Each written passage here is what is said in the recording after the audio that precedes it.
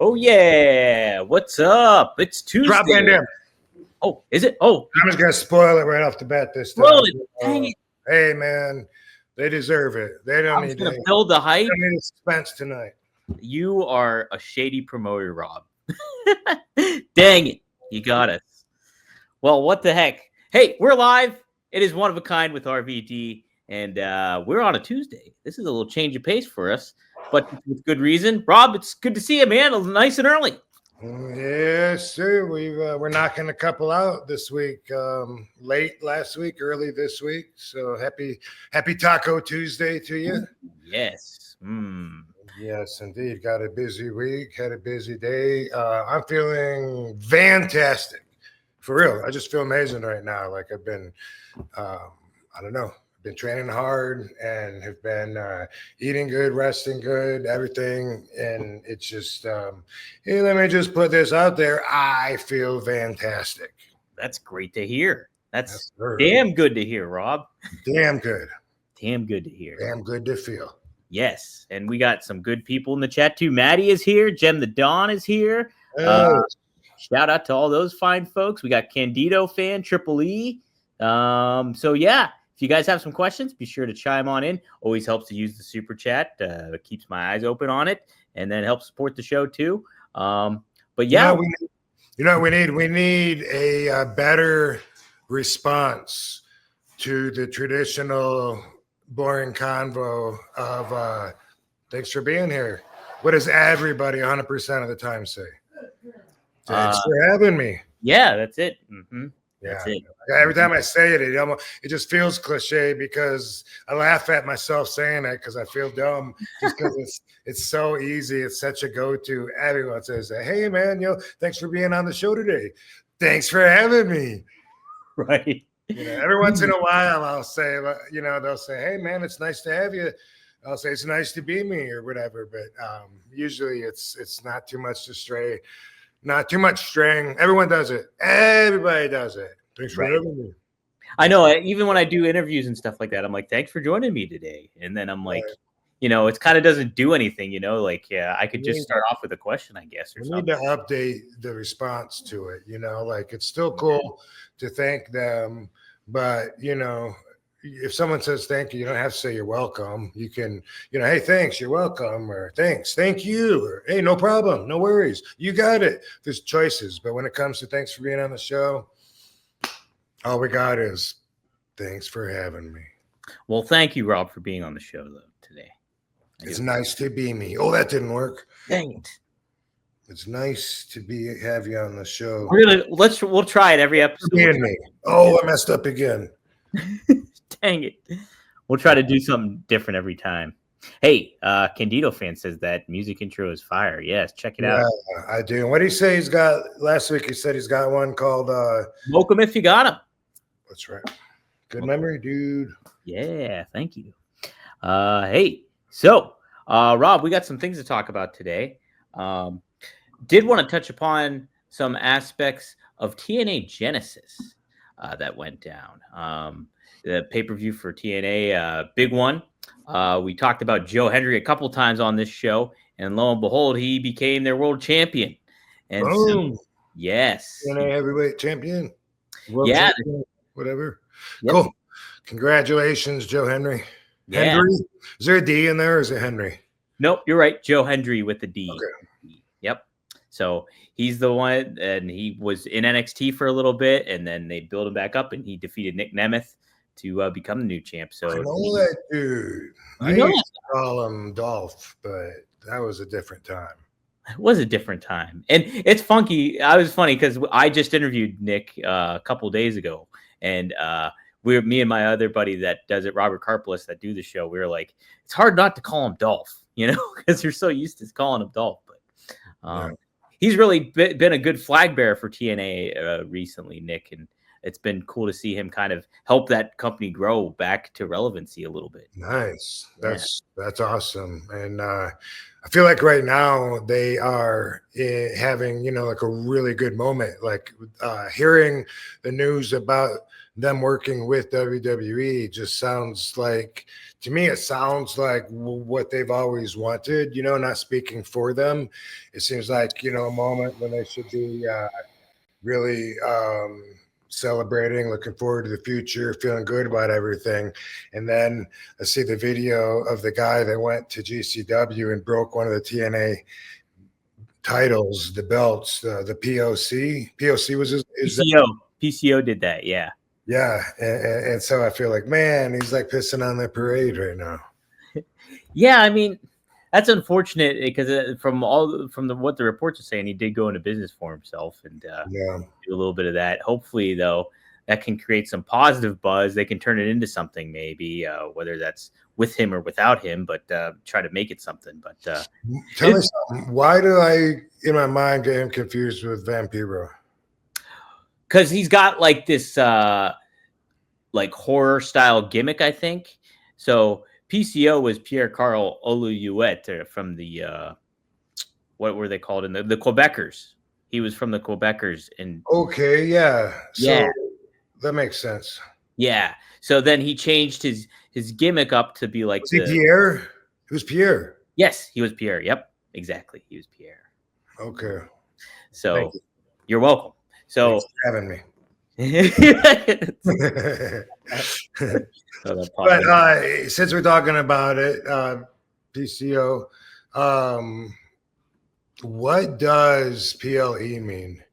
I keep saying that. Like, what do you think about the PLEs? I don't know. What's a play?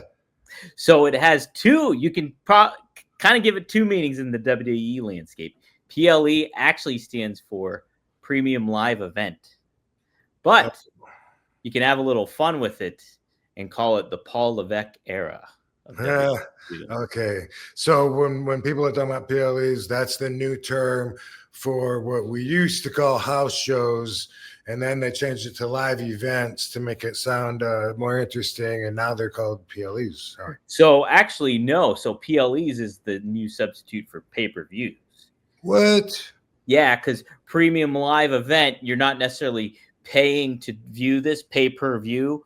So it's like if you subscribe to Netflix, you're watching Raw, or if you subscribe to the Peacock, you could get those pay-per-views now like that. They're premium live events instead because you're not necessarily paying for one event. And do you pay a premium for the pay-per-view or it's in the package? So typically it's in the package. Like, so with when WWE was on Peacock and had their content on there, you would subscribe to Peacock for like $6.99 a month. It was a great deal.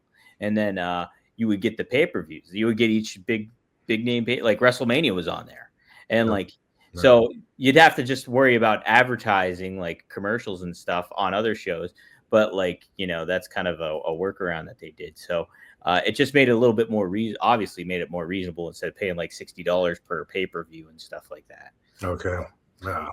But because AEW now, they just switched over to HBO Max. And so you can watch their pay-per-views on there. So now they're going to be like PLEs, I guess. But up until then, we've been calling them pay-per-views because you have to literally pay per view to see them. So. Okay, then. Yeah. Right. Yeah. So. I just learned what PEDs were not too long ago. So. Oh, really? No, I guess no, but I do remember not knowing. And when I found out, I was like, oh, that makes sense. But anyway, cool. All right. Thanks for clearing that up. You're welcome. Yeah. Hey, thanks for having me. That's going to be the name of this episode. Thanks for having me. Yeah. Mm-hmm. Maddie chimed in with the super chat. Dude, just made my effing day. Whole effing show times 2. You're right, Maddie. Thanks for joining us. Boom. Maddie, you have to friend me on Facebook, by the way, because our One True Sport Facebook is down. So if I can give you updates, I'll send you updates that way.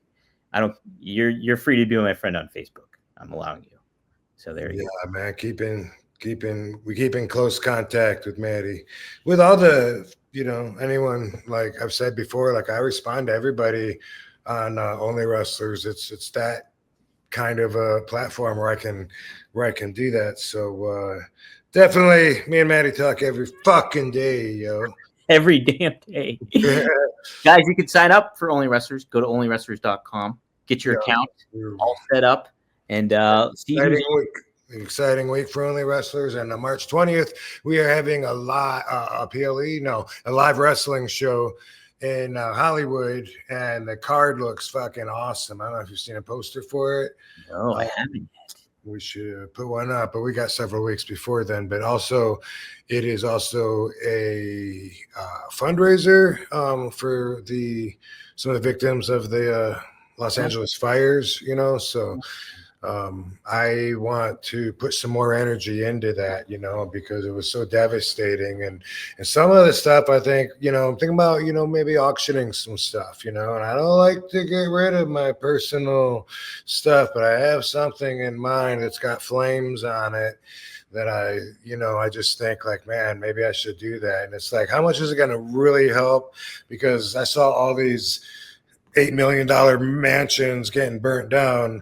What's $1,000 going to do, or a couple of grand? But then really, when you look at the bigger picture, hopefully the funds help, or hopefully just, the good vibes, the spirit, hopefully caring, hopefully that helps healing.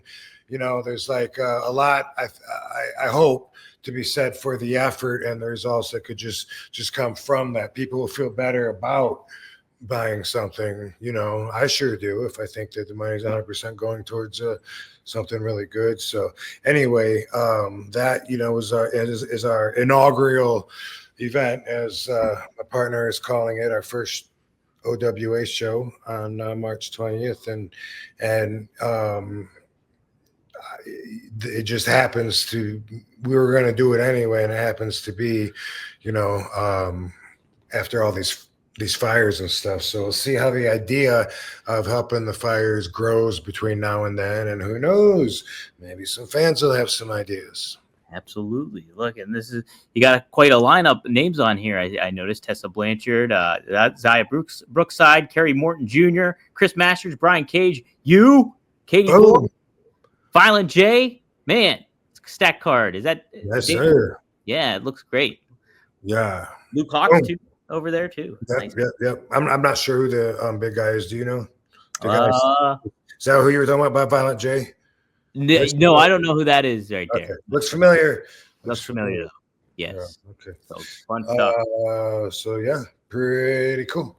Pretty cool. And then after that, boom, we're off to the races. Then we'll be doing regular shows where the fans will be voting on setting up who wrestles who. And as I have said a million times, as we grow, so will the value of their vote, so will the subject, the content of what they're voting on will grow as well, and be a bigger, more important decision. So starting out with some small things, I think we're voting on who Katie wrestles on this one.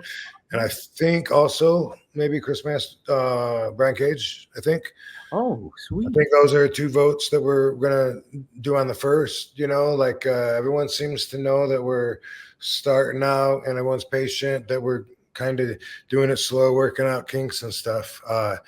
If you subscribe during the free time and then you found that you couldn't get back on, try again, because we found something happened where some of the accounts had expiration dates and they weren't supposed to. And so their free account had run out, and then, they got no way of contacting us then, unless they email us or whatever. But we don't have that communication established yet. We should know something like that, like right away, to be able to help them. But so far, we're all just starting little whispers. We're not really communicating yet within our association. We got a community chat room, so we can go there and I can say, hey, anyone have any problems, or boom, boom, boom. That's actually how I found out my story was cutting off after 8 seconds. I didn't know till one of the fans told me. So I've been wasting my breath for months. Yeah, leaving this big story, and then after that, I'm going to do this and this and this, and that's my day. All right. And then all it shows is, hey, hey, this is Rob. Yeah. So we are still at that stage, and we ain't claiming to not be. So that's the cool thing, is that everybody seems to be happy with all of us moving along together like this, and better than waiting 2 years to try to have everything perfect to open up, and then it probably wouldn't be anyway. Yeah, right? Yeah. It's all about Once we got him. I didn't even notice. smoke 'em I if didn't you even got 'em. notice my hands were doing that out of habit. Ooh, so there you go, guys. Light them up if you're doing it Tuesday night. I always say spark them if you got them, and then you say smoke them if you got them, and then the song, as I understand, is smoke them if you got them. That's it. So you do say spark them. Spark them, smoke them. Heck yeah. Suck them, drink them, sniff them. No. Did you say? I think you saw. You might have saw this on Instagram because I think you liked it, but that doesn't necessarily mean you really like looked at it. But somebody put on this day in history, Rob Van Dam got fucking high somewhere or something was the name of the. It just said, like, you know how they do those. I thought that was pretty funny. Katie thought that was funny. She sent that to me. Yeah. There's another one going around that's got me in a bunny outfit. Oh, really? Yeah, it's like a chubby face picture in a bunny outfit with my big dimples, and it says something about when you get to have Easter and WrestleMania on 420. That's pretty funny. Yeah. I've seen that a lot. Yeah. Do you have a favorite meme of yourself? I know you don't like favorites, but is there a meme that stands out to you? You appreciate? What's the one about the bills being high? You know, like are your bills high? And then it shows me. I mean, they did that with. They also did that with. How is it, baby? I don't know.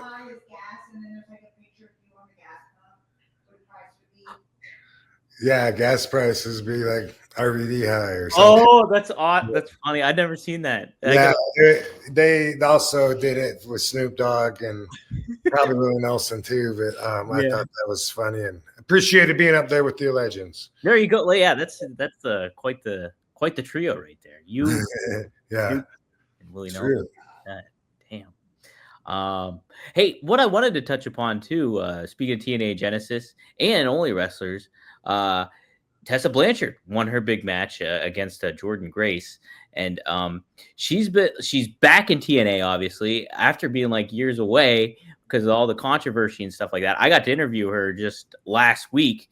I thought she was great, and like I do think there's just a lot of like, I don't know, just a wrong connotation about her. But I wanted your thoughts about like just kind of who she is as a person, what your thoughts of her, and kind of the situation she's going through of bouncing back from kind of being out of the spotlight for a while.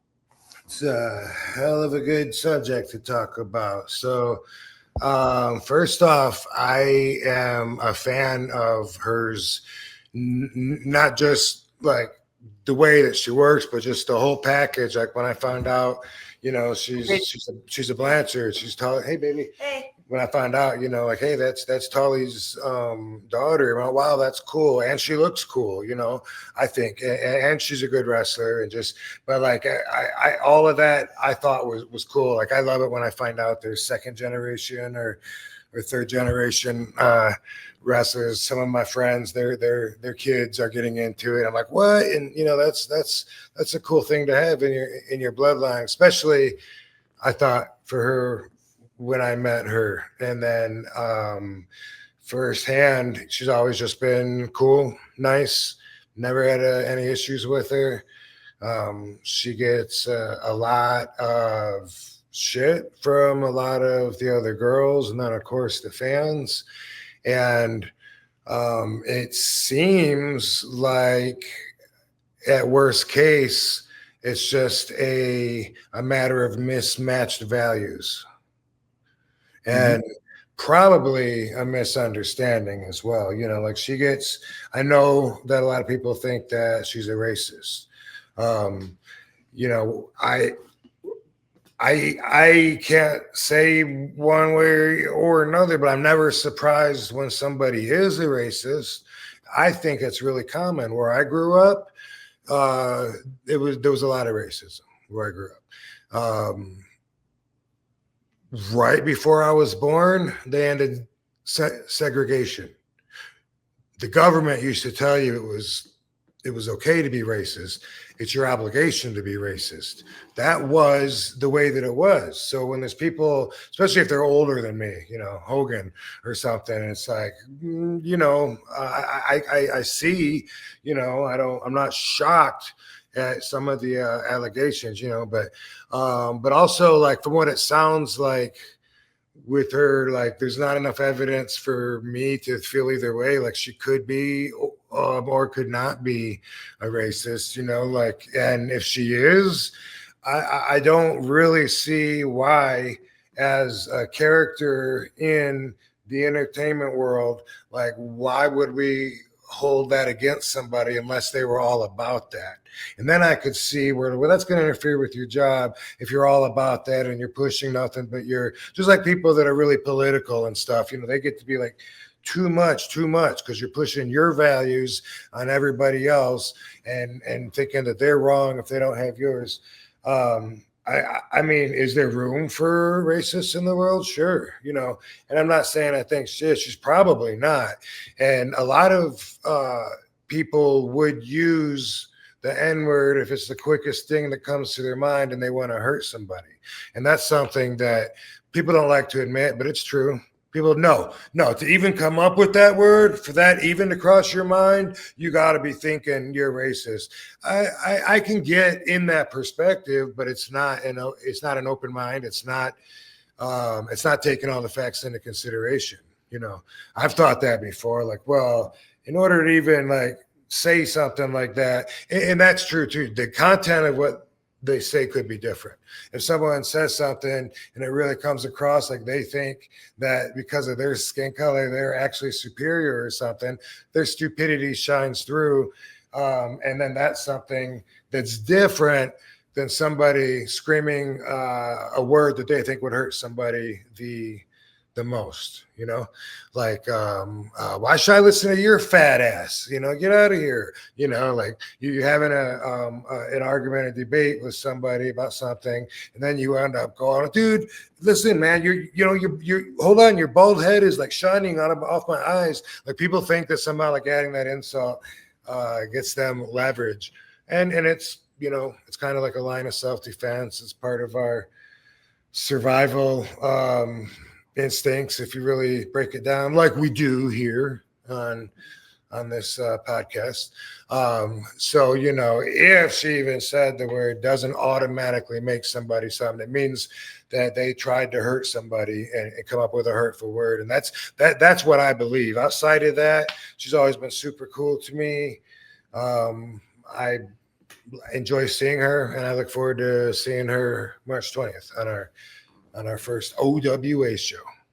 Heck yeah. Katie, did you have any thoughts too you wanted to add, or anything, your thoughts, Tessa, or anything to that regard? She's always been nice to me.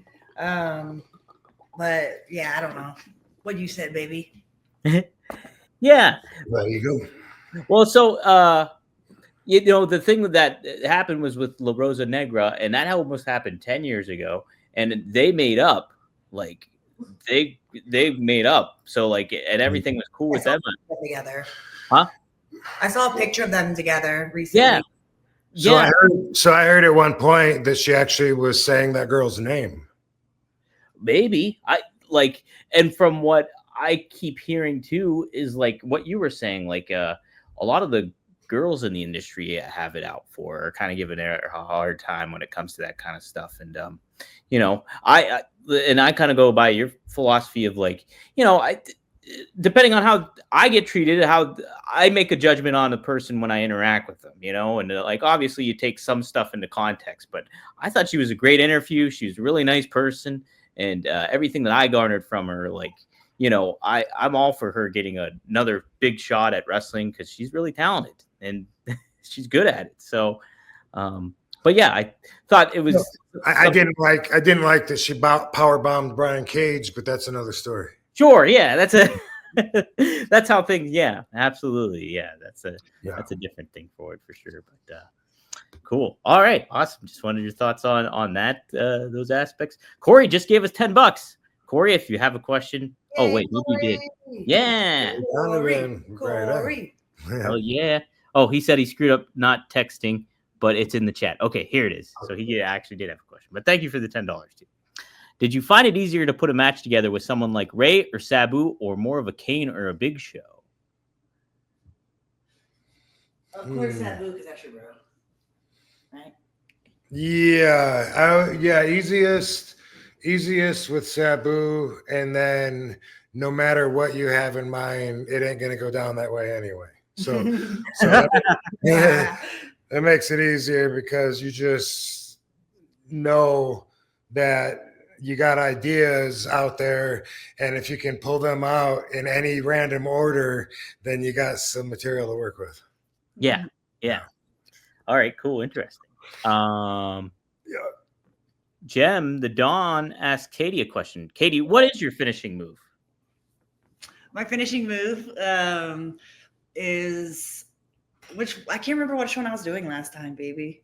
I used to do the tornado DDT off the top rope. Ooh, nice. And then sometimes I'd switch it, and my submission is kind of like the Muda lock, where I do a back bend and choke them, but it's called the Forbes drop.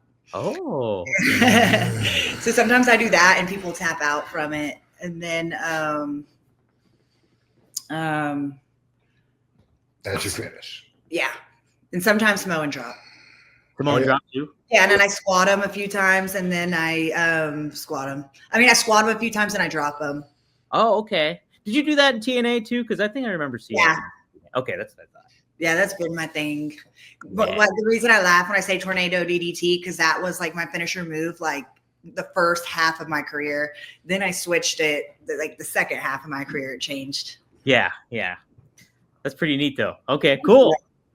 Hell yeah. Let's see if there's anybody else getting any super chats in here.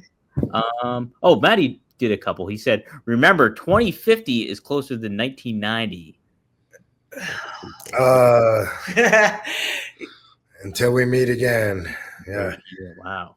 Is that true? What was? Yep. That is true. Yeah, 25 years away. One way, and 35 years. Yeah 30. Yeah, holy crap, that's nuts. Yeah.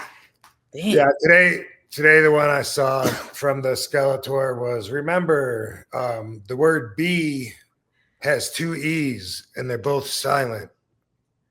Whoa. We meet again. Yeah, that was whoa, that blew my mind. Holy wow. crap, you're right. It takes 2 lives to know you only needed 2 lives. Yeah, I told him that one before. Oh, here's another one. Maddie says, "Follow that Skeletor on Instagram." Isaac or send something. it to me on my DM. Okay. Maddie has another one too. Remember, when a pregnant woman goes swimming, she is a human submarine.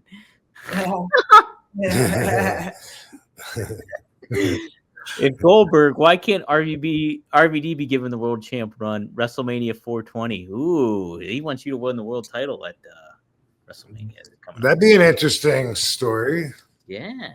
Let me finish my story. Let Rob finish his story in Las Vegas. Maybe you win the Royal Rumble. I'd like that.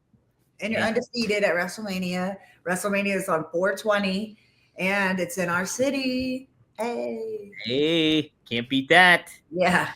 Yeah, I'm on. So you wanna go to the dildo segment?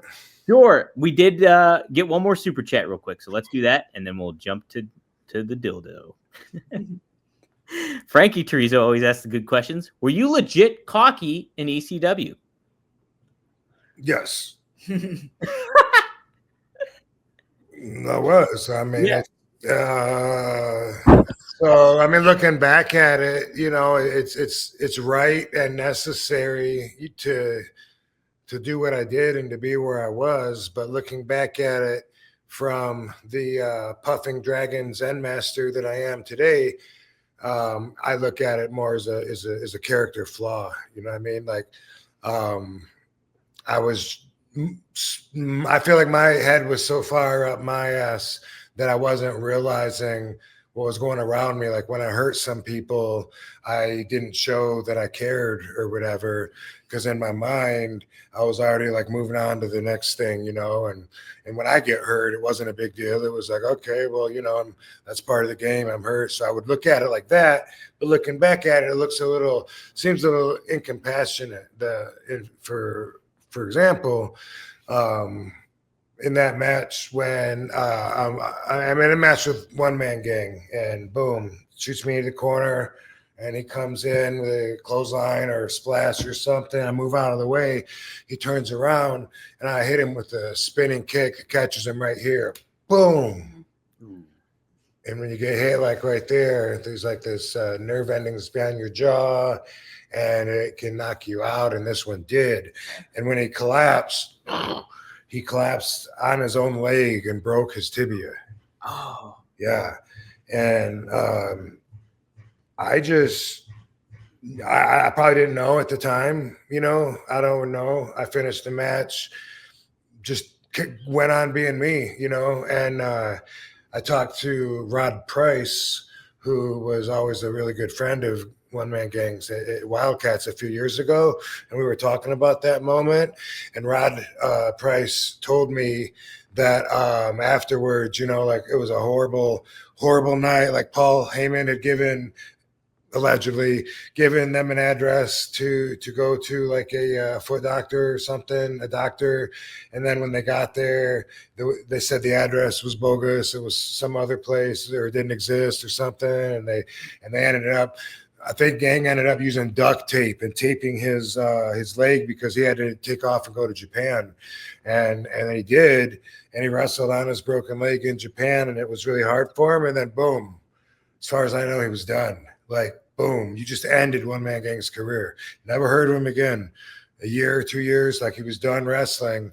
And I felt like, fuck, man, that was that was from my kick. And when I talked to Rod Price made a point of telling me that I never even bothered calling him Gang. Never checked on him, see how he was or anything. And, you know, now whenever I see Gang, I want to make up for it, you know, and give him a big hug, you know, and it doesn't really make up for it, but he forgives me though. And if there's forgiveness to be had there, you know, but him and his wife always reminds me every time we see, you broke his leg. Damn. Yeah, I know. So for instance, I think I was a little too cocky. Oh, okay. Yeah. Well, it's like, from a character standpoint, it was great. You know, it fit. Like, you're like, this guy, he's cocky and he backs it up every time. Right. Yeah. It was a shoot. It was a complete shoot. I just, in my real life, as an introvert, it just seems like that'd be like so foul for me to be like trying to get my machismo out there and fucking make sure everyone's impressed with it. You know, it's like, ew, gross. Like, not on my time, you know. Right. Well, cool. Okay. So some good insight there. Good question, Frankie. Thank you for doing that. Hey, somebody just gave us $2. Hurting for Sturgeon. Wait, maybe he did follow up with a question, because I see something else in here. You and lady should come do some sturgeon fishing up here in Portland, Oregon for free on me if you'd be interested sometime. I love fishing. Yeah. I do love fishing. I just got given from a friend of mine at the gym. Gave me all these fishing rods and bait, the string, all the things I need to fish, because I do it a lot in the South, but I'm going to start doing it out here, like maybe somewhere in Vegas. Ooh. But I do it in the South with my family. I love fishing. I love being on boats when I'm in Florida and Tennessee. Man, that's for the invite from Portland. Rob, do you like fishing? Have you gone fishing? I mean, it's been since I was a kid. You know, I used to do it with my dad, and you know, I wasn't into it that much. I really don't like eating fish, or I'm not a seafood eater. Yeah. So, you know, my menu of sushi items is pretty small, like just tuna, okay, cool. Salmon, all right, you know, and then it's like, oh, they got chicken here, you know. And I love playing the claw games. So it feels kind of like gambling to me, like the claw game, because sometimes like I'll feel the fish bite and then I get really excited and start reeling it, but then somehow it just like took my bait and swam off. Yeah. So I like the feeling, like to me, it is like gambling, like that adrenaline rush, like, oh my God, I got something. Yeah, no. And then if you actually reel it in, keep the fish on the pole and get to keep it, then also get to eat it for dinner is so rewarding for me. So it's exciting. And I love being on the water. It's just so peaceful. That's my favorite place to be. That's true too. It's so therapeutic. I haven't fished when I was a kid either, though. But I think now at my age, I think I would like doing it and stuff like that. I saw this cartoon. Look, your life is beautiful. Thank you. Oh, thank you. Let's see. She makes me very happy. She makes me happy, Rob. What was I just gonna say? I was talking about fishing and. Oh, okay. So it reminded me of this cartoon that I saw one time. It was just like a one panel cartoon with the water, level in the middle, and above the water, there's a guy standing in the boat. I showed you this. A guy standing in the boat with a fishing rod that goes in the water, and he's got his boys in the boat, and they're saying, Dad's trying to bring us some food home. Something like that. That's grammatically sounds like it's fucking fucked up. And Dad's like, Dad's bringing food home for the family. And then you go under the water and you see the fish that's like about to bite the hook, and he's got a bunch of little fish behind him, and they say the exact same thing. Dad's bringing some food home to the family. Yeah. That is sad. Dang it. Yeah, I felt like crying when I saw it. Yeah, it's so sad. That was the hardest part. Well, the hardest part to me about fishing is just taking something's life that's fighting for it and wants its life, but I make sure to eat it when I catch it. And also, like I was saying, sometimes they come through and take my bait and then they just keep swimming and I don't even catch them. So I feel like I feed like 20% more random fishes than I catch. So I hate eating some fish families. What about like when people like just pull them off the hook and throw them back in the water? Now they got a big hole in their face where a hook like. Sometimes if they're okay, sometimes you can just unhook them and throw them back. Like we do that with catfish. Aren't they handicapped for the rest of their life? Sometimes. Well, I didn't do it with catfish, but I saw someone do it. Anthony did it and threw it back in because. Have you ever been catfished? But anyway, their explanation was they'll be okay. They could have just been telling me that, so I wasn't upset. They get a piercing. They can get a piercing and put in there. Yeah, but even going through that experience makes me appreciate meat and fish so much.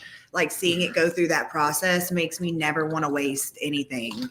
Yeah. Like if that motherfucker's going to fight for its life, then I definitely am not going to cook it and leave it in the fridge. Yeah. It's getting ate. Heck yeah.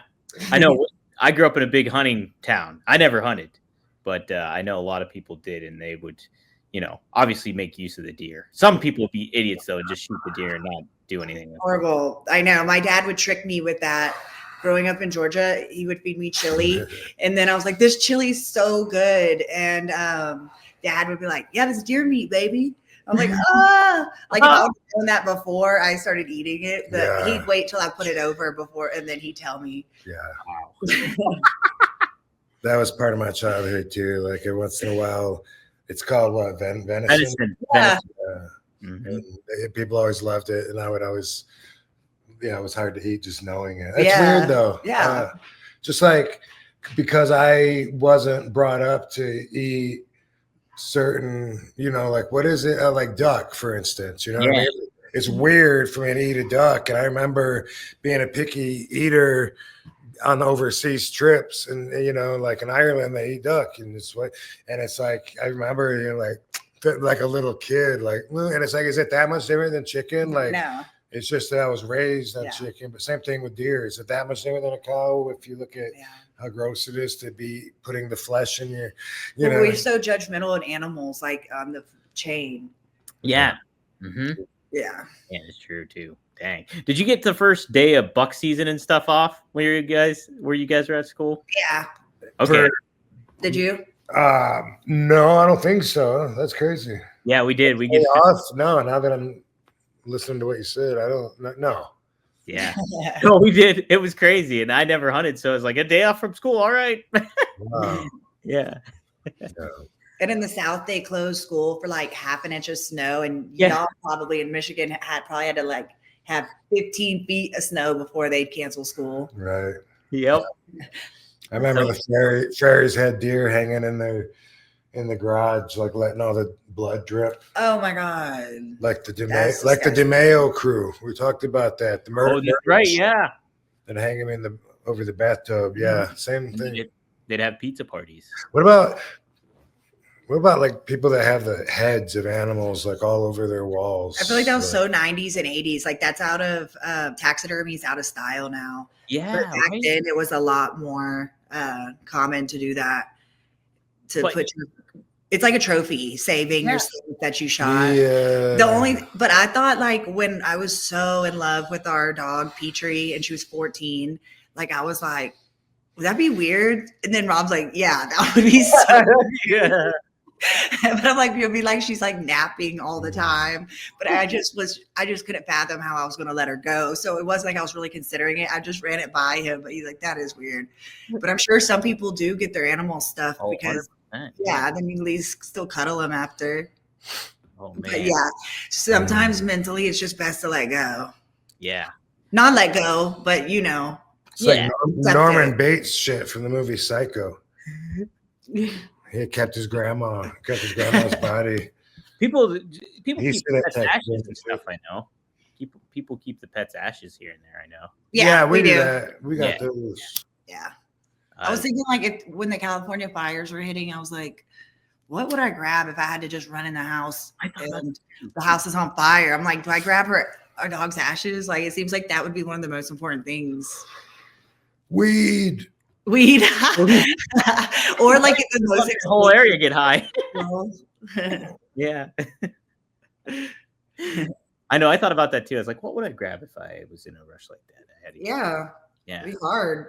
And when you're in a rush and how about a fire extinguisher? Yeah. But when you're in a rush too, it's hard to think clearly. Yeah, absolutely. Yeah. Let's say hi. Let's say hi. There's Barbie. Barbie D. Barbie D. Someone asked how old they are. Barbie is 4. She already has a lot of gray hairs too. Really? She's had gray hair since she was like 2. Get her. And then Lovey just turned 1. Yeah. Lovey. Barbie is her daddy's shadow. Yeah. He cuddles Rob all night. They cuddle. She waits for him every time he's in the bathroom. And he goes any room, she's with him. And does Lovey hang out with you most then, Katie? Yeah. Yeah. There's Lovey. Yeah. And here's Lovey. This is our 1-year-old. Look at Lovey. Same breed. Wow. Look at Lovey. Look at the little puppy. You're so sweet. Love. Little love bug. She sits like this on my shoulder. She'll even sleep on my shoulder. Yeah. That's great. We had her at WrestleCon, so a lot of fans met her. She was there WrestleMania weekend. Yeah, that was great. That's when I got to see her too. Are you going to be at WrestleCon coming up? Not at the Royal Rumble. I won't be. I'll be WrestleMania. I'll be there in April. I'll be there. Alrighty. Yeah, heck yeah. I wanted to go, but didn't get credentialed from WWE, so I was like, maybe I won't go then. Yeah, I'll be at all 3 of the WrestleCons that they're doing this year. If I'm still alive. I mean, that's the plan. Yeah, God willing, right? Yeah, God willing. Yeah, yeah. Someone said, thanks for having us, Barbie. Thanks for having us. We took her to an autograph signing in California. She was like literally crying. Like she didn't understand why her dad gave other people attention, because normally she has his attention every moment. So she's like, come on. Yeah, she's impatient. Hey, we got a couple other super chats. Beef jerky is just cow raisin, says Corey Donovan. Wow, that's wild. That's really true. Cow raisins. That makes sense. Try to. It is, huh? Yeah. Understandably, if so, you were the best. I wonder what Frankie meant by that. I don't know. So, Let's try and solve that puzzle. Maybe if you were cocky, you were still the best. Oh, okay. Oh. Yeah, and he understands why you were cocky. Good job. Good job, baby. High five. Oh, that's our high five that we do. Yeah. And if it's a win, we put 2 hands up and like this. Nice. Yeah. We're that couple. You're that couple. Yeah, it was a shoot though, being cocky and backing it up, and it worked for me. Yeah. Now I would just say confident over cocky. Confident over cocky. That's the way to be. That's the way to be. All right, Rob, are you ready for the conversation that you want to do? Well, so I said earlier that like if you're in a debate with somebody, an intelligent debate, and then you bring insults in, call them fat because they're fat, even though that has nothing to do with the argument. It really exposes you for being not necessarily being stupid, but for not having an intelligent point to make, and so you normally I'm against that. I do believe that when you argue with stupid people, they will bring you down to their level and then beat you with experience. I do believe that. And a lot of people wonder like why I give time towards anybody. Like sometimes it'll be on Twitter and I'll go back and forth with someone. It's been a while, but it's happened a lot of times. And then people are like, why you waste your time with this guy, man? No one believes him. And the answer to that, is that it's for everybody. It's for everybody else. I know I'm talking to a brick wall with my debate, and this person does not have the brain power to understand my points. But when it comes to having an intelligent debate, that is not what this is going to be right here. This is the perfect platform for an entertaining view of a subject that we're going to talk about. So I want to put this disclaimer up. If what I say in this next segment offends any of you because it comes close to home or it crosses lines of things that you say or talk about, then I am sorry for offending you. That's not my intention. Unless you're part of the Dildo Hines crime family. If you're Dildo or Bad Business Bobby, forget that part. Be offended. Come at me with your lawsuit, you stupid people. So let's put up the post that Dildo posted the other day. It seemed to be out of the blue, and he texted me at the same day or whatever, and said, I'll suggest you quit lying and blah, blah, blah. All right, let's look at what Dildo, and by the way, besides it being entertaining, talking about this, a lot of people are interested. Like after this happened, a lot of people were messaging me on Facebook, telling me about their unfortunate times that they got to meet Bad Business Bobby or Dildo, and the times that they had. So the stories just keep growing. This guy Jay Sally, reporter, is doing a serious story. What's that? I have the article. Let me see if I can pull it up here. And doing an actual, big story that it's going to make it out of the wrestling business. And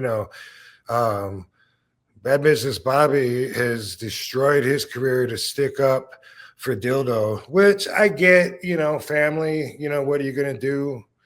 And I'll come back to that too. But here we go. Rob Van Dam is nothing more. Rob Van Dam is nothing more than a lying alcoholic and drug addict. More to come. So to talk about this. First off, shocking allegations, Dildo. Shocking. Half the people in the world that know who I am think that I'm a drug addict anyway. Like, that'd be like me saying Dildo Hines is an autistic kid, but that's just a small part of him. The biggest part is he's an asshole that just happens to be autistic. Everybody knows that, except you. And I'm sorry if this is the first time you're finding out, Dildo. I blame it on your daddy. You know, your daddy should have told you when you were younger. When you were a little boy, what did he tell you? Did he tell you that you were special? No. He just put some glasses and a nose on that big old head and told you that you were related to Mr. Potato Head, right? He should have told you, but you're obviously not quite at the same pace or rate as other people. And I've always known that. It comes across in the way that Dildo treats people. And I've heard him treating a lot of fans like that. I couldn't understand why Devon wanted to punch him in the face. I was like, look at him. You can't do that. Everyone's going to think you beat up a retarded kid. Because if you don't know him, then you don't understand. Once you know him, then you understand. So anybody listening, you know, I'm not trying to pick on the handicapped or special kids by any means. But Dildo is a functioning autistic for real. And he's such an asshole. And he's also dishonest and a thief. And he wants to win this argument with me at any cost. So, okay, a drug addict, an alcoholic, great. Yeah, super. Okay, you know, I need a drink, whatever. But lying, nobody's gonna believe that, Dildo. See, you don't have any concept of the value of honesty. I totally think that you saw that lawyer, that gay lawyer that President Trump learned from. What's his name? Damn, I'm blanking on his name. You know who I'm talking about too? The guy that I hear about him vaguely. I know. So I can think. And he taught him, you know, like whatever. Roy Cohn. Thank you, Roy Cohn. Yeah, where's my Roy Cohn? I think that Dildo saw that and decided those are my values too. I'm gonna do that. If someone accuses me of something, deny. What else am I gonna do? Attack, make shit up. That is a winning formula. I'm sure that's what Dildo said. It's turned him into an asshole. And once you get to know Dildo, like, you know, I worked with him and his dad. You know, again, Bobby dad didn't want to do a contract. He said, you never have to worry about me fucking you, which turns out to be a joke because he fucked me and then he fucked me again. And then Dildo wants to separate that, I guess, from his time. But back to what I was saying. I am honest though. Like, I actually had a conversation with Bobby one time and I said, you know, I'm the most honest person that I know. And you know what he said? He said, me too. And that ended up being bullshit. Because he's not so honest, because he told me he's going out of business. He told me he's quit. He can't pay me, he's done. But then here he's still in business, isn't he, Dildo? So thing is, I thought about it, Dildo, and if you want to try to get anybody to back you up besides your daddy, who else could possibly not like RVD and get behind you and back you up and support you and be a witness? Because the only people I can think of are the people that you had me fuck over. There was 2 or 3 times when I was booked for a different promoter that happened to be somebody that the Fultons beefed with. Moose got me booked on this show. The guy got mad because after I took the booking, I had to cancel it. And so he did a video burning RVD action figures. Maybe this sounds familiar. This was when me and Dildo were friends, got along, all right? This is almost exactly what he said, word for word. And I say almost because leaving room, a margin, but I pretty much pick up the phone one time and he says, Rob, if you do that booking that you got with so-and-so on the so-and-so day, we will never use you again. I'm like, fuck you. You don't come at me like that, you know? And dad had to get on the phone on a three-way, you know, and had to, it was like a big deal. And I was saying, so what? Why do you care if I'm taking someone else's money? And they're just like, no, they always try and like tear our stuff down. They promote against us and try to ruin our shows and talk bad about us. And we just, Bobby was like, man, we really, like want you to cancel it. And I canceled the show and, but it wasn't, I was only booked for like a day or something or, so it wasn't like a no-show or anything like that. I took the book in, called 12 hours later. Fuck, I got to send them money. I sent them money back because they gave me a deposit. Unlike Bad Business Bobby, they gave me the 50% to put in my bank account, which is where I usually I take to hold the dates on the calendar for bookings. I made an exception for Bad Business Bobby because I have known him since like the early 90s. And I used to wrestle him, we used to pay him $250 to wrestle one match, then come back in a purple Barney the dinosaur outfit and take pictures with little kids. Wow. So when he said I never have to worry about him fucking me, I trusted him, right? After Dildo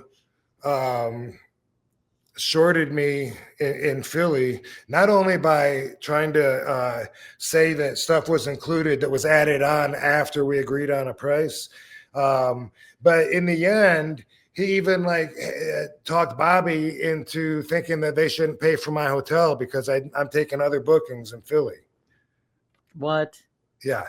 Now, on any normal weekend, I agree. You know what I mean? Like if somebody books me in Pittsburgh and then somebody else calls because they hear that I'm there. If they want me to do the night before, fuck no, man. I can't do that to the guy that booked me. If they want me to do the night after, then I'll say, well, I'm going to ask the promoter. And I ask them, I just want to put this on you because if you're cool with it, then I'll take his money too. I'll do a double booking. If you're not cool with it because it could hurt your crowd because some of the people can hear that I'm going to be there and go there instead of here when you're the one flying me in and shit. If you feel that way, I would feel the exact same way if I were you. And so that happens a lot on my own. I do that myself. When someone else tries to do the leech on, bottom feeder, yeah. I think, I asked the first guy, and then if you guys want to work it out, sometimes they split the airplane or some costs, whatever. That happens sometimes where they work together, whatever. But anyway, I'm getting sidetracked here. I don't know how I got talking about that with it. But anyway, there was a couple of times where I had to cancel the bookings because they beefed with them. Those guys, Dildo, they might have a little bit of bad feelings towards RVD because of you or me. Ultimately, I made the decision to trust the Fulton / Hines crime family. And I can't take credit for that. Someone else, I just loved it and thought it was It's good though. The Hines crime family. Someone else that wants to put them to a stop. Little Dildo keeps threatening a lawsuit. He says, I'm going to sue you for you trying to keep my family from being able to make a living. So Dildo, this is my message to you, okay? I'm giving you material here. Yes, I accept your lawsuit. Please bring it. As far as trying to keep you and your fucking family from making a living, now you're making it one of my priorities that the Hines crime family's scams cease to exist and they stop ripping my friends off. But I know on your own that show by show, day by day, as you lose talent because you ripped them off, I know that you're going to do it on your own anyway. He says, Dildo, that I'm mad that he took a commission. Why would I give a fuck that agent takes a commission when they get me booked somewhere? I don't care. And when I found out that night, I found out that it was 50% commission that Dildo was taking. I even said, I shrugged it off right there and said, you know, hey, I agreed to do it for this price as an add-on to what we already had agreed upon, even though he tried to absorb it in there. But now he wants to say that. He wants to say RVD is mad because we don't book him. Do you really, Dildo, do you think anybody believes that RVD wants you to book him? Seriously? Nobody in their right mind should want you to book them if they have any other choice whatsoever. You guys suck. So what happened was I paid for my hotel in Philly because you talked Daddy into thinking, but that's what I was going to say. Any other weekends and shit, we split it, whatever. But WrestleMania, WrestleCon week, everybody, you get booked and you go there. And then some people have, 20 bookings that week. You book yourself out.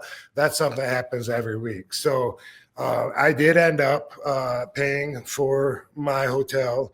And I also got shorted some money by Dildo. And when besides him passing out drunk, do you want to show that video real quick? Sure. Yeah, we can show that. Let me pop that up here. This is a booking in Philly on at the casino. That's my agent there that booked me there.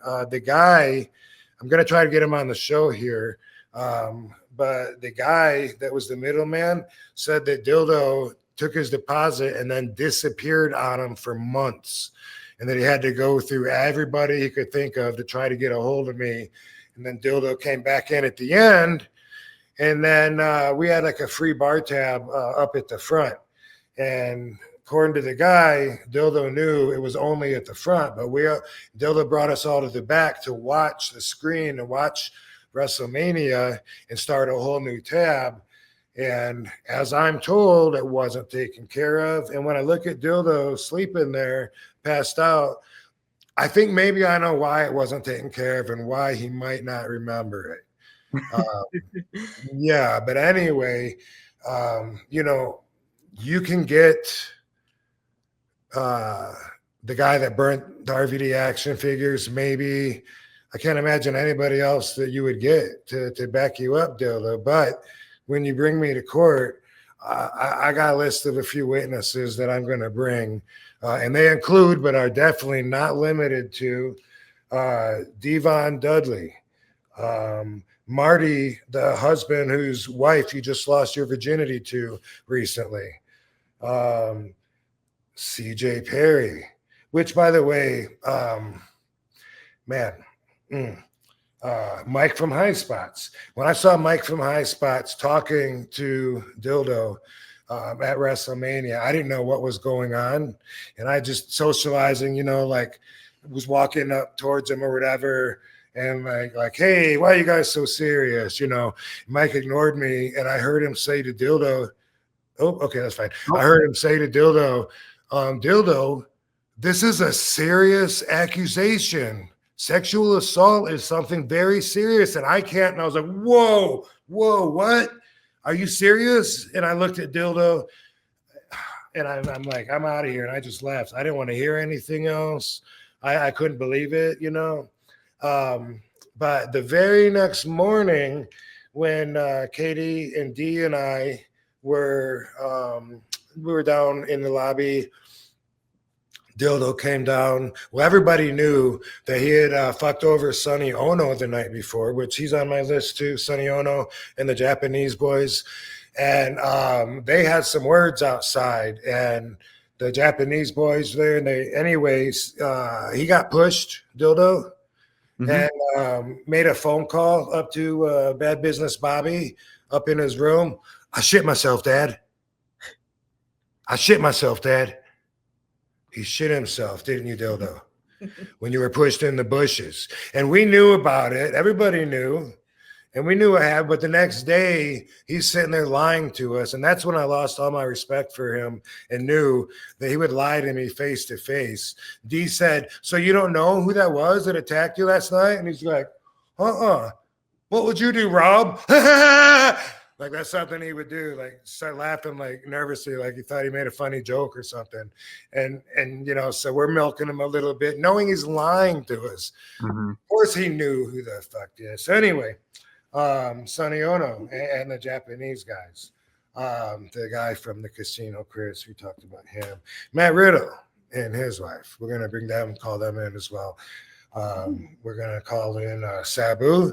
Sabo says that that he did a signing. First off, that he had a signing booked, and then they left him hanging. And he said that Dildo said, "Well, I thought you wouldn't want to come in because Rob's mad at us." So Sabu's like, "Fuck what I care about that. You know, this is our business." And he went there, and I can't. This is only hearsay, so I'm not going to say so much because I don't know exactly. But according to Sabu, Bobby had the money bag. And Dildo accused Sabu of stealing the money bag, saying it was missing, knowing that Daddy had it the whole time. That is some shady shit, if that's what happened. And I wasn't there, you know, but more details too. That's the part that I could understand and believe out of the stuff that Sabu was trying to explain. But Fonzie says that same thing happened to him. I didn't think he'd want to work with us because Rob's mad at us. Why is he mad at you? Because we don't book him anymore. And Fonzie says that Dildo told him that I told him, Fonzie said that he said to Dildo, do you owe Van Damme some money? And he said that Dildo said, no, but he said he needs it for his house payments. Did you say that, Dildo? You silly pants shitting guy.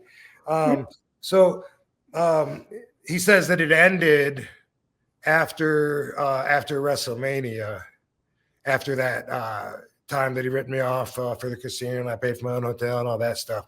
But it didn't, because you and your daddy are the same. Because your daddy said he was going to pay me back for the money you ripped me off from when I showed him the text messages. And then we could see that it was like March 15th when you talked to the guy, and we talked way before. And maybe we'll bring those up because this is kind of fun, Dildo. You are a pretty interesting, funny, and creepy and bogus little guy. So I just wanted to also say, you know, he said it ended there. It should have ended there because I got booked 2 more times by Daddy. And Dad said, and this is kind of why I took the bookings, because I already got screwed out of money. Normally, we're cool till you screw me out of money. And when everyone else had problems and would say, how can you work with him?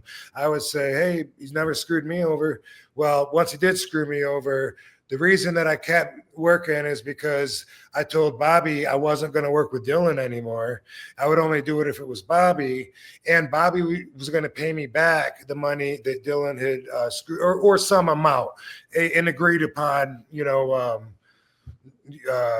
what do you call it when you compromise in the negotiation? All right, there you go. Good one, baby. That was good. Anyway, let me get some water. So he books me again, and then he doesn't have. Not only does he not have the money from the extra money, but he doesn't have all my money that he's supposed to pay me for today. You know. And then he's trying to talk. Now, Dildo, you weren't there, so you don't even know about this. But somebody was there. And I bet Christina, even though she's going to back Bad Business Bobby up, being his wife / girlfriend, whatever, she's going to back him up. But she's honest. She's pretty honest. And I bet she even would admit that this conversation took place just like this in the van. And you were there, baby.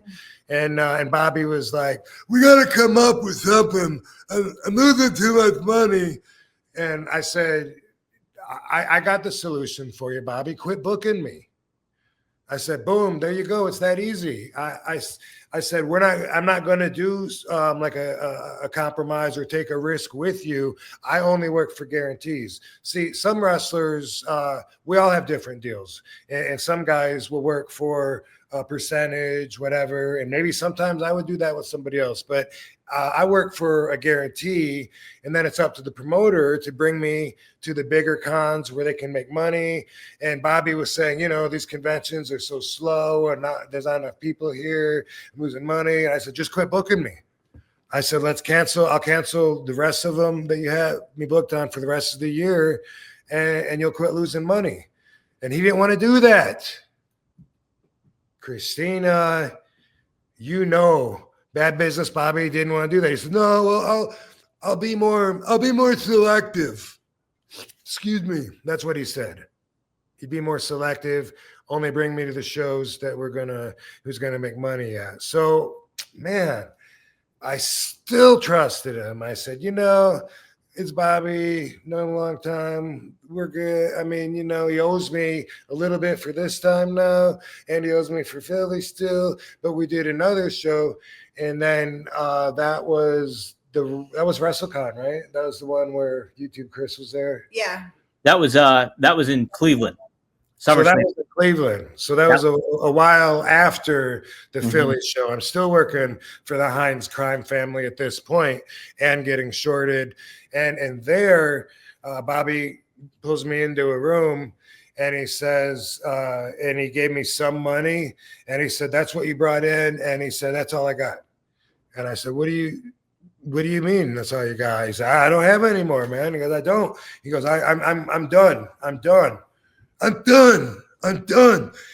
quit the business. I said, well, okay, what's that got to do with me getting paid? I did my job. And he's like, I don't have it. I go, so you mean like you owe it? I don't have it. I'm done. I quit the business. And then he told me he makes like $1,200 a month from government funding. And I'm like, Jesus, what am I going to do? Punch him?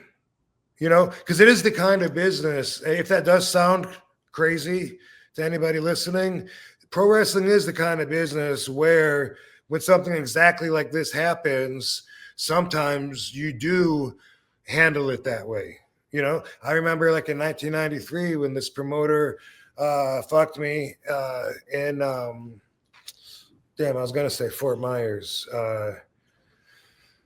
whatever it was on the East Coast, whatever that beach is. And anyway, it was one of those times, just like the Joe Lake thing in Detroit. But he had a bunch of guys booked, didn't have my money, and I was working for a big $150 back then, right? But he told me that he didn't have the money, and I was like, "Do I punch him? I should punch him because that way other promoters will smarten up and fucking not be so." Not fuck us over like that, and I'm thinking like he says he's gonna mail me a check, and I could use the $150, and I was like, man, if I beat his ass, then I'm definitely not gonna get paid. If I just leave and let him get away with it, then I might get paid. I might not get paid anyway. And it was like a tough decision to do, and he was hanging his head, because obviously he had fucked up and counted on the gate. But anyway, that is what happens sometimes, the Joe Lake incident. Guy booked a WrestleMania in Detroit one year, and everyone booked there. Great.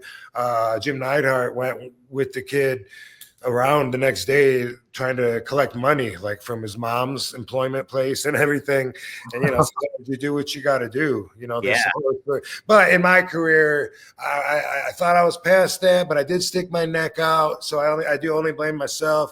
I don't. It's not a huge, big chapter. It doesn't set me back. It's not.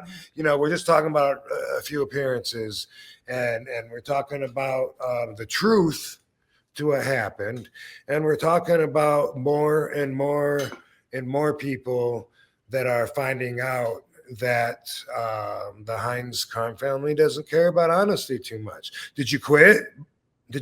Bad news, Bobby? Are you done with the business? I mean, You didn't even like go bankrupt and then open up with a different fucking company. Like you're still big time wrestling, running shows, booking boys, and ripping them off. Speaking of which, Ricky Morton and Ricky Morton's son will also be called on my list. Carrie Morton. Yeah. I think I might call Christina too. I like to have her on my show because she would say that's exactly what happened. I said, I don't work for less than my guarantee. If you want to book me for that, cool. If not, no hard feelings. Let's end this right now and get you out of the hole. And instead, Bobby booked me 2 more times, shorted me 2 more times, and then his autistically functioning son, Dildo, is out there trying to get people to believe his spin on events. So, yeah, if you haven't had the pleasure of meeting Dildo yet, it'll take like one time, and it's Bobby's fault. Bobby teaches him. He supports his bad behavior. Shame on you, Bobby. Shame on you, Dildo. But if you really think you can get a lawyer, Dildo, because you think the criminal justice system or civil justice system is set up to protect you when people call you on your bullshit from lying and ripping people off, you're going to learn that's not what it's for. That's not what the civil justice system is for at all, Dildo. It's to take people like you and stop you from ripping people off. Also added, Rob, yeah, to your point, they're having a show scheduled in March, so it's not like they're ending. I actually got notified and offered to work a show that's like the very next day that's very close to them.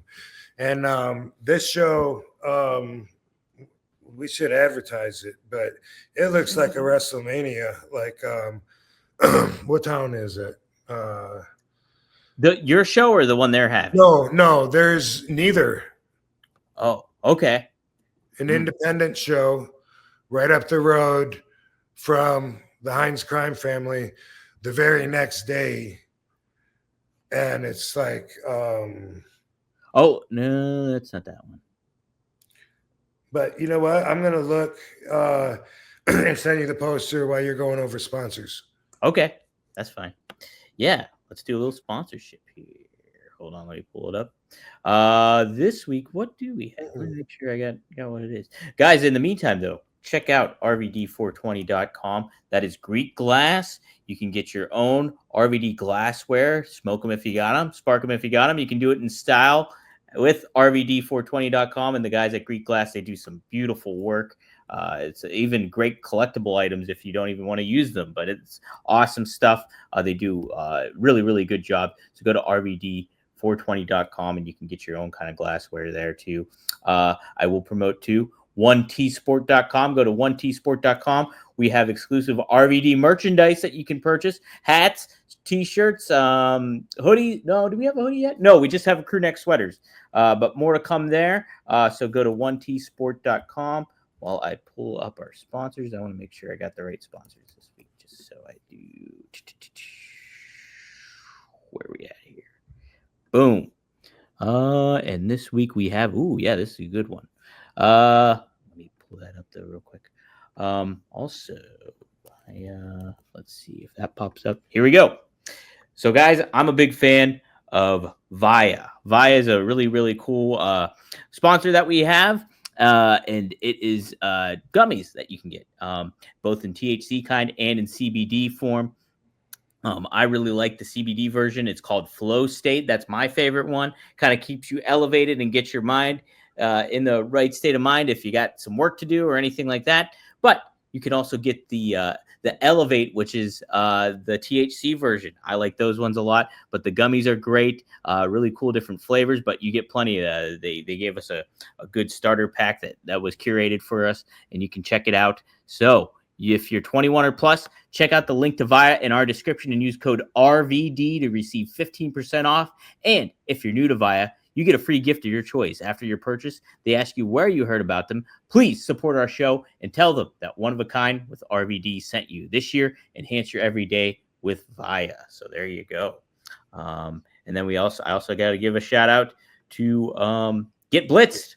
Go to get-blitz.com. Mickey Ray Sinatra and Courtney out of Maryland. They do THC Get Lit Aid. And man, it is very effective. I have the blue raspberry in my cabinet. And it was a big hit at WrestleMania this past year with a lot of the talents. But yeah, you can use promo code RVD, get 15% off. It's Delta 9. It's legal in all 50 states. Scan that QR code if you see it, or go to get-blitz.com. Use promo code RVD. Get 15% off your order. So there you go. Cool. Hey, so can you send that to him? Yeah. Oh, okay. But guys, yes, if you have any questions too, I will shout out Seth here. Seth Robb has gave us $20, so thank you, Seth. He said, "What's up, RVD and Katie? Guess who's coming to Only Wrestlers show in LA?" Hey, no shit. We're gonna meet. Fucking Venice Beach Dub Club. How about that? Ooh, he's gonna look exactly like me. I just know it. Hey, yeah, right. That one time, there's a picture of his back. You know, he's got a ponytail and shit. I remember. I thought that was me at first. Well, this too is what he's offering. He's like, he's asking if you're wrestling and if you want him to play to the ring live. If not this time, then one day manifest. Yes, that'd be awesome. I'm gonna be wrestling. She is. Yeah. I'm not going to be on the first show. We're gonna make that a little more special. So, yeah, we got a lot of talent though, and we're pretty stoked about it. Yeah. Yeah, I guess dudes listening that sent me the poster because he sent it back to me when I mentioned it just now. So. Oh, okay. I have it on my phone here. So let me. Anyway, this is happening in Ohio, in Cincinnati, or near that the next night, and but it looks like their budget's probably used up because they got a lot of talent there, and that's what I said. But let's we should put that up and promote it, and hey, like Dildo wants to sue me for trying to put an end to his scam. Good job or good luck getting a lawyer. Yeah, good luck with that crap. Jeez, oh man. Ugh. Okay, so here it is. It's called Spooky Nook Slam. Let me upload it here to the little StreamYard here. And then promote it. Download. I should have just held it up to the fucking camera, I guess. Okay. What the hell? Got here. Boom. Spooky Nook Slam. Look at, you're right. Look at the crew that's there. You got the Sandman, Jimmy Hart, Ricky Steamboat, JBL, Matt Riddle, Shane Douglas, Tugboat, aka Typhoon, and Enzo Amore. How you doing? Wilder Side of Sports. So yeah, check it out if you're in the area. Hamilton, Ohio is the place. So check it out. Star-studded. Yeah. I guess so. JBL's making his rounds at independent shows and clothesline and everybody, huh? Yeah, it's pretty awesome. He was just on Raw last night too. Oh, cool. Yeah. But he got involved, I think, in the world title match too, the TNA world title match. It helped Joe Hendry win the title. So. Wow. Yeah. He's everywhere. That's got to be fun. That's got to be some good stuff. Yeah, he's doing something really, really creative this year, over the past year too. So it's awesome. Cool. Very cool. Well, sweet. Rob, is there anything else you wanted to say regarding that, or? Oh, dude. I think like if anybody else wants to send me your fun stories, I don't know. I usually don't see my Facebook messages because I have two different Facebook accounts, and the one that has both of us in the profile that has, at least last I knew, it had like 1.8 million followers. And anyway, the messages, when they come to there, I have to open up each one to look at it, because otherwise, because I have something that they get an automatic response that says, hey, this ain't the best way to get a hold of me. I don't check this a lot, but every once in a while I do check it, and so maybe I'll see it. And then, but all I can see is the last bit of my message on everybody. So unless their name inspires me, to open it, like if it's a name I recognize or sounds familiar, or a hot girl's photo, maybe, Um, but sometimes otherwise I gotta open up every single one, and then a lot of them are just like, "Hi." I'm like, "God damn it!" Look at the next one. But then sometimes I get a gem in there, and I'm like, "Whoa, what are the odds that I would even find this?" And it's something important. It happens. Yeah. Yep. We did have a couple super chats too. Maddie has a great one here for the $2. He says Maddie versus Dildo Aussie Bush match booking. First to get shoved in a bush. Dildo did have a wrestling match. I can't imagine what the hell he did, but last time I wrestled in Chillicothe, which was a 3-way with Too Cold Scorpio and Enzo. Oh. Yeah. Dildo was in there putting a wrestling singlet on. I'm like, are you kidding me? You're going to wrestle? Yeah. And I guess, that's not nepotism. I'm sure the promoter really sees a lot in him, and that's how he got in. So it's all good. Well, and by the way, Bad Business Bobby also has a normal looking son too, and he's a wrestler. Oh wow, I didn't know that. Yeah. Dang. Well, the cooler son. One of the Fulton crime family. Corey Donovan, thanks for the $5. I think you were still in WWE when Trump was there at WrestleMania 23. Did you interact with him? I voted for him and hope you don't hate me. Yeah, I didn't interact with him more than just meeting him. And it's one of those memories where in my head, I'm like, that did happen, right? I didn't put that in there because as I remember, me and Sabo were walking down the hallway, and then we saw Trump's, the sign for his dressing room, and we were like, "You want to meet him?" And we're like, "Yeah, let's meet him." And it was open. He was talking to somebody, and I think we just, said, "Hey, hey, RVD, nice to meet you. Sabo, nice to meet you." And shook his hand and walked in. That was it. That was it. But I'm not even 100% sure that happened. I have some memories that I'm not sure if did I build that in my brain? But I think, and I should ask Sabu, what are the chances he would remember? But it is Donald Trump. You might remember. But that was it. I remember I wished that I would have been in the match, the main event match, because it was Bobby Lashley. Bobby Lashley, thank you.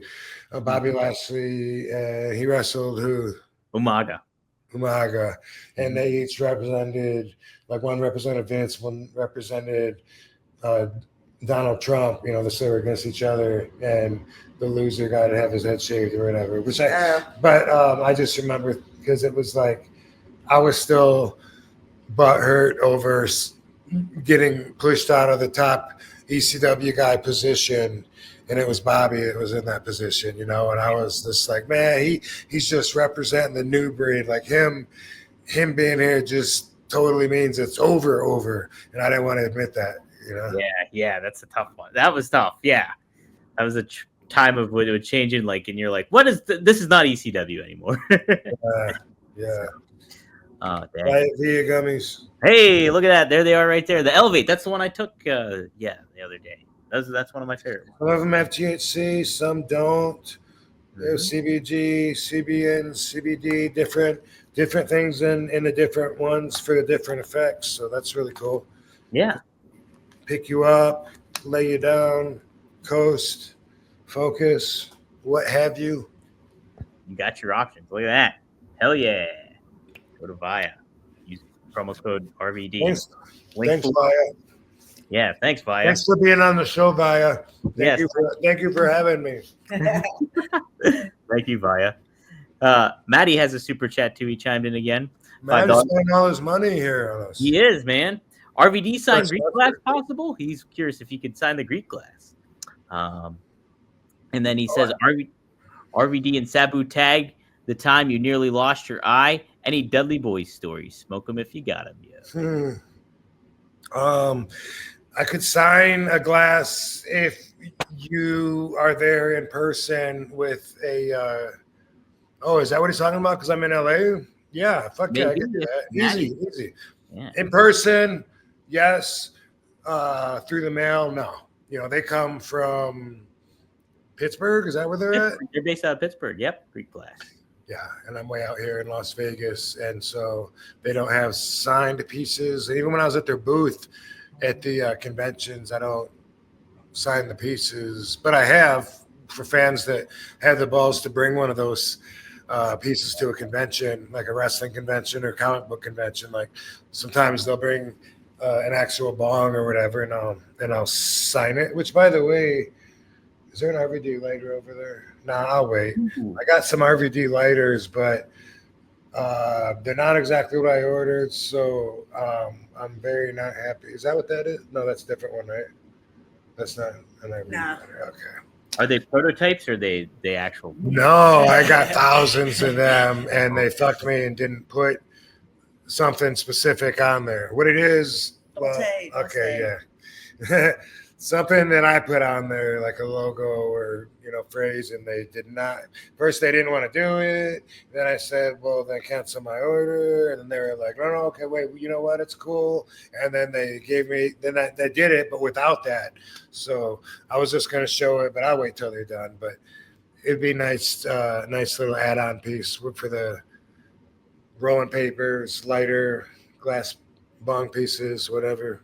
Heck yeah, those Add it to the collection. Add it to the collection, no doubt about it.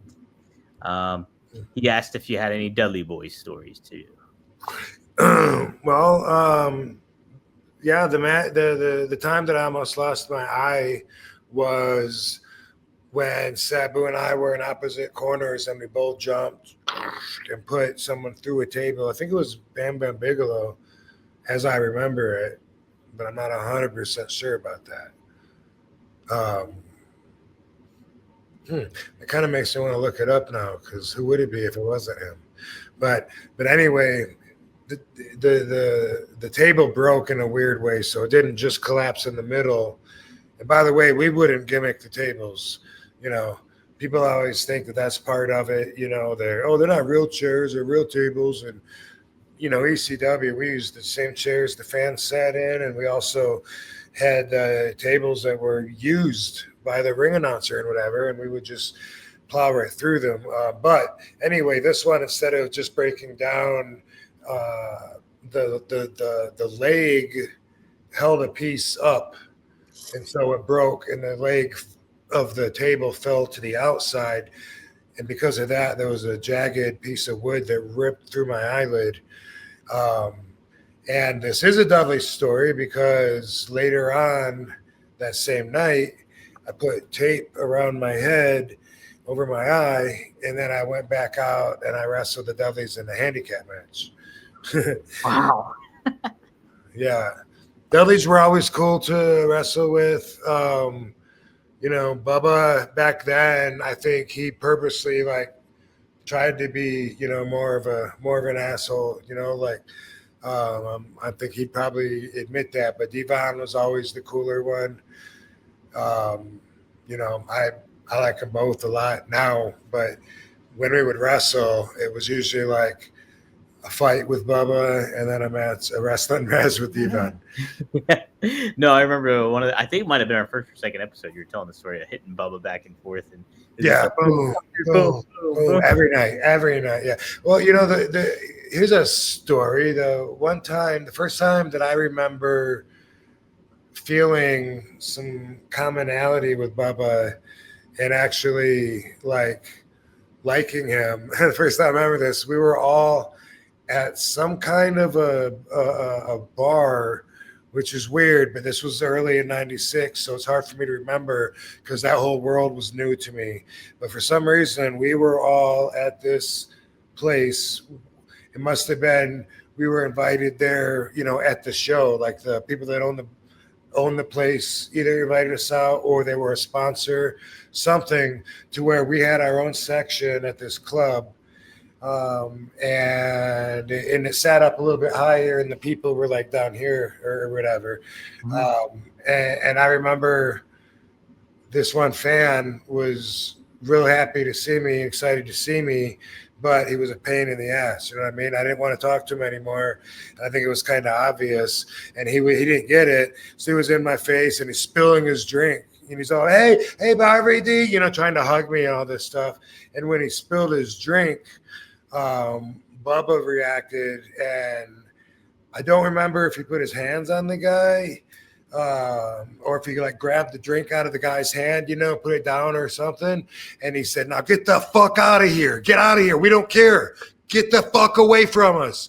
You know, and I was like, all right, you know, he's a team player, man. This is a family, you know, like, because I didn't want to be the asshole because I'm the baby face. You know what I mean? Like I put up with people spitting in my face all the time that when I know that they have good intentions, but you know, I'm a nice guy. So I'm the guy, you know, that gets the pushovers. I get that a lot. And I seldomly snap at somebody, you know, and sometimes I can be really direct and say, hey, okay, you know, can we not talk anymore? I can say something like that and be like totally direct without being rude.